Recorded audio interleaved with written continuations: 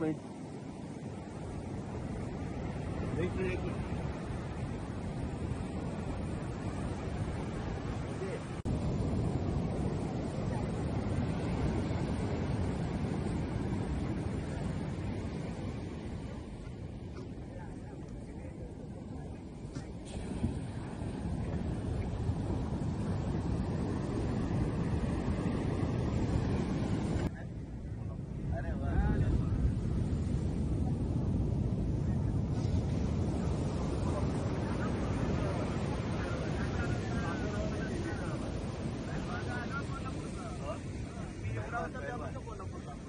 कोल्हापूरला बाजूला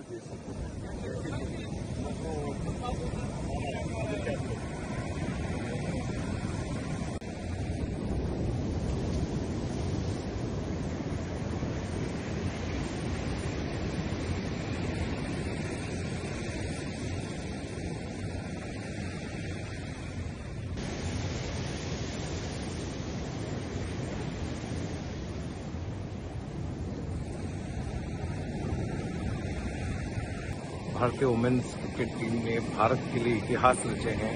2025 women cricket world cup 2025 जो भारत की नाम जीते हुए हैं। आज सारा विश्व दिख रहा है भारत की नारी शक्ति किस तरीके से सारा विश्व को चकित किए हैं अपनी स्पोर्ट्स के माध्यम से, क्रिकेट के माध्यम से।